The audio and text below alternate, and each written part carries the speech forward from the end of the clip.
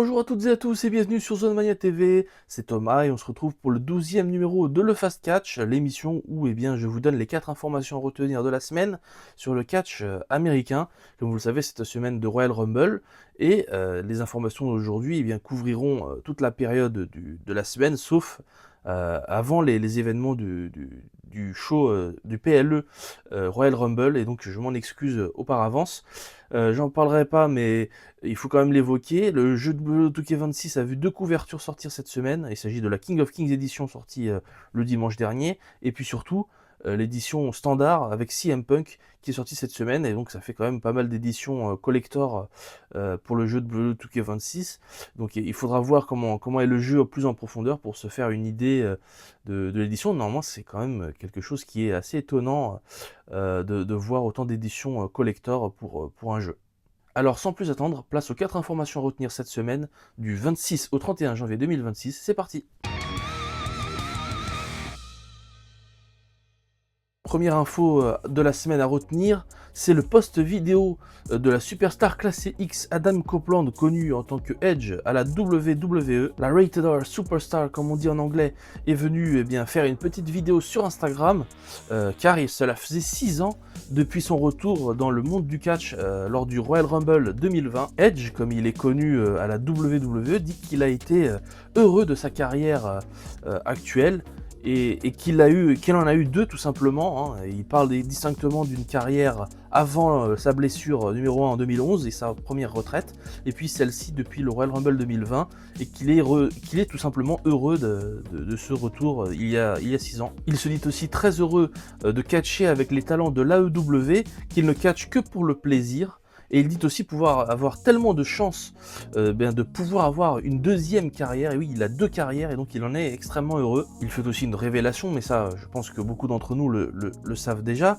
Il dit qu'il réalise être proche de la fin de sa carrière, et il remercie ses fans pour le soutien. Sa vidéo postée sur les réseaux sociaux n'est pas due au hasard, même s'il est employé à l'AEW.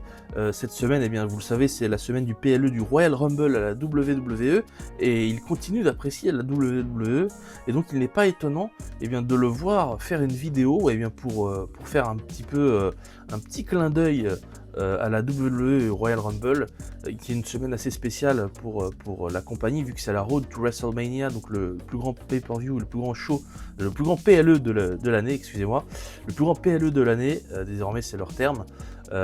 Et donc voilà, c'est pour ça que Adam Copeland fait l'éloge de sa carrière, et qu'il évoque notamment le Royal Rumble. Deuxième information à retenir cette semaine, c'est une info qui est rare pour le souligner. En effet, Ricky Sosa, si je prononce bien son nom, catcheur belge du catch indépendant francophone, qu'on peut suivre dans les différentes fédérations de catch françaises notamment, comme c'est le cas avec la KO, a fait la une du célèbre média américain Fightful Select. Fightful, qui est un célèbre média réputé de catch américain, il a fait la une de ce média, et c'est quelque chose qui est à retenir. Et il a fait la une de ce média tout simplement parce qu'il a fait une interview pour Malcolm Muscle en anglais. Si vous suivez le catch sur les réseaux sociaux, surtout le catch de la scène francophone, vous avez peut-être déjà vu des publications parlant notamment de son thème d'entrée, la fameuse chanson chantée par le groupe 40 000 Gang, si je prononce bien aussi son nom, et je m'en excuse si c'est mal prononcé, d'une musique qui est sortie en 2014 et qui est devenue virale sur les réseaux sociaux. Tout le monde en parlait de son thème d'entrée qu'il utilise actuellement. Le catcheur belge était donc interviewé par Malcolm Muscle, et ses propos ont été repris donc par nul autre que Fightful, et ça c'est à retenir, le célèbre et réputé média catch américain. Rien que ça, et ça c'est une prouesse pour un catcheur de la scène indépendante qu'on n'avait jamais vu. Dans cette interview, il dit qu'il a utilisé sa chanson d'entrée pour la première fois il y a 6 ou 7 mois, et c'est après la réaction du public lors d'un de ces shows, notamment de la KO, que c'est devenu viral. D'après des propos relayés par Fightful Select, Ricky Sosa déclare que c'était en décembre dernier, lorsque sa musique d'entrée a retenti à nouveau et qu'elle a été utilisée, qu'il a réalisé que ce qu'il vivait était fou au niveau de ce buzz viral qui a énormément fait parler de lui. Toujours dans cette interview qui est reprise par Fightful notamment, le catcheur belge affirme qu'il espère, qu'il rêve d'aller à la WWE, la compagnie basée à Stanford au Connecticut aux États-Unis, mais aussi entre autres qu'il est grand fan de l'AEW et qu'il regarde énormément de shows AEW. Une grande semaine donc pour Ricky Sosa qui promet de faire parler de lui à l'avenir, un talent brut belge qu'il faudra suivre absolument. Autre information cette semaine, c'est les déclarations de Roman Reigns lors du Pat McAfee Show qui font parler cette semaine de Royal Rumble. Le Tribal Chief, comme il est surnommé, a été questionné sur son retour et quand serait le bon moment pour revenir. C'est avant le Royal Rumble, il lui demande quand est-ce que c'est le bon moment pour revenir. Et Roman Reigns déclare que, sans entrer dans son personnage bien évidemment, que tout a changé il y a 2 ans. Dans cette interview, Roman Reigns affirme qu'il laisse le temps d'antenne aux autres superstars pour qu'ils puissent s'exprimer, mais surtout que la WWE n'a pas avancé et évolué depuis 2 ans. The Head of the Table, comme on le surnomme aussi à la WWE, qui dit aussi que Nick Khan, l'un des dirigeants de la WWE, fait preuve d'un grand leadership et que c'est un génie, mais qu'il faut qu'il soit capable de suivre sur le plan créatif. Il finit par dire dans cette interview qu'il a la formule du succès et qu'il sait comment réagir. Bref, il se montre confiant face à Pat McAfee par rapport à ses capacités et il dit qu'il espère que d'autres réussiront comme lui en faisant comme lui, tout simplement. La 4e et dernière information à retenir cette semaine est un spoiler.